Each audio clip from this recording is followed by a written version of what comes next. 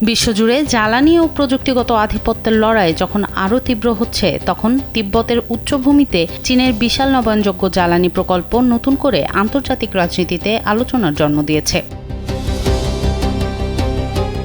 এই প্রকল্প শুধু পরিবেশ বান্ধব শক্তির উদাহরণ নয়, এটি ভবিষ্যতের অর্থনীতি ও কৌশলগত প্রভাব বিস্তারের এক বড় অস্ত্র।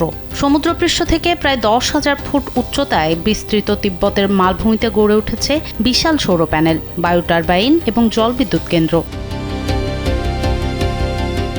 2025 সালের মে মাসে চীন 93 গিগাওয়াট সৌর ও 26 গিগাওয়াট বায়ু বিদ্যুৎ সক্ষমতা যুক্ত করেছে।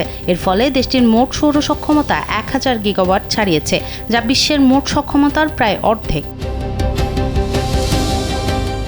চীনের এই জ্বালানি শক্তি শুধু স্থানীয় চাহিদা পূরণ করছে না, বরং উন্নত বিদ্যুৎ পরিবহন ব্যবস্থার মাধ্যমে তা শিল্পাঞ্চল, ডেটা সেন্টার, বৈদ্যুতিক গাড়ি ও ব্যাটারি কারখানায় সরবরাহ করা হচ্ছে। এতে উৎপাদন ব্যয় কমেছে, প্রযুক্তি খাত শক্তিশালী হচ্ছে এবং বৈশ্বিক বাজারে চীনের প্রতিযোগিতা বাড়ছে। আর এখানেই তৈরি হচ্ছে রাজনৈতিক চাপ। যুক্তরাষ্ট্রে ডোনাল্ড ট্রাম্প দীর্ঘদিন ধরে জীবাশ্ম জ্বালানি ও ঐতিহ্যগত শিল্পনীতির পক্ষে অবস্থান নিয়েছেন, কিন্তু চীনের দ্রুত সবুজ জ্বালানি সম্প্রসারণ বিশ্ববাজারে নতুন অর্থনৈতিক বাস্তবতা তৈরি করছে। যদি চীন সস্তা ও পরিষ্কার জ্বালানির মাধ্যমে শিল্প উৎপাদনে আধিপত্য বাড়াতে থাকে, তবে ট্রাম্পের আমেরিকা ফার্স্ট অর্থনৈতিক কৌশল বড় চ্যালেঞ্জের মুখে পড়তে পারে।